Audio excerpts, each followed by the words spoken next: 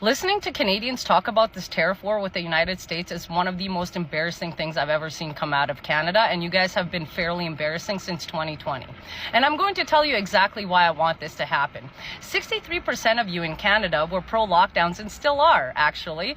You guys would love to have another lockdown. 63% of you were willing to call the cops on your neighbors and your family members and your friends for not wearing a mask or having an extra person in their house. 63% of you were actually pro shutting down Canadian home-based businesses because they disagreed with the stance on the you-know-what. 63% of you told people like me who weren't born in Canada but are Canadian and were proud to be Canadian to go back to my country because I didn't want the thing because I'm not a real Canadian. And now you're telling me that you're going to stand there and support Canadian businesses? Really? Really? Because I'm pretty sure you guys called the truckers a bunch of racists and all of this stuff and then claimed that you guys got PTSD from honking horns. That's how sensitive you are. Oh my goodness. I literally came from a war-torn country, and the fact that you said that a bunch of honking horns gave you PTSD made me sick to my stomach. And I'm supposed to believe that you guys are going to support each other? How about let's talk about provinces? Alberta, you guys have been milking equalization payments from Alberta for years now. And what do we get in return? You guys voting for policies to shut down oil and gas and make agriculture harder because of your green initiatives, because you're so stupid. You literally believe that paying a tax will actually make the weather gooder. How about the fact that the carbon tax is increasing again this year from $80 a ton to $95 a ton, and that money is literally not going anywhere but a green slush fund that's then being funded into a bunch of shell companies made by like Justin Trudeau and his cronies. So they're basically stealing money from you, but you welfare bums love your little four checks that you get a year, and you think that somehow the government is helping you, right? But I'm supposed to believe that now you guys are going to stick together and support Canadian. No, you're not.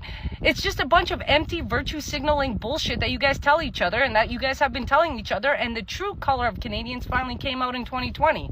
And now you guys are blaming Trump on the basic fact that Justin Trudeau is a failure and has been since the day he came out of his mother's you-know-what. And then there's so many conservatives in Canada right now who are so against Trump that you might as well just get I Heart Trudeau shirts. Right? But I'm supposed to believe that Canadians will actually stick together. You want to know what? I really hope that Alberta, Saskatchewan, and Northern BC separate from the rest of Canada, because I'll come back, immediately. I'll be back in Alberta, in a second. Because the only one with her head on her shoulder is Danielle Smith, who can kind of see through all the bullshit that has been happening. But I'm supposed to believe that Canadians will stick together now and actually support Canadian businesses.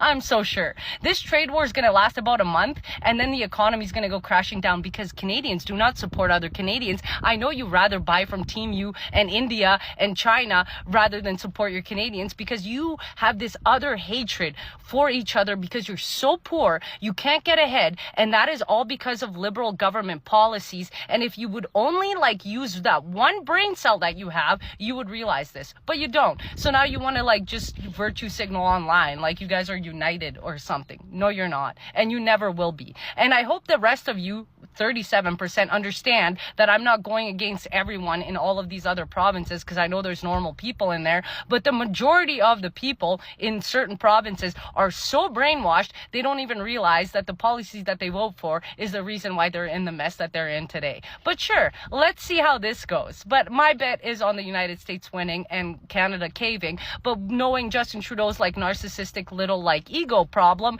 he's gonna tank Canada completely, and then the United States can just come in and take everything for free anyway. So that's what I think.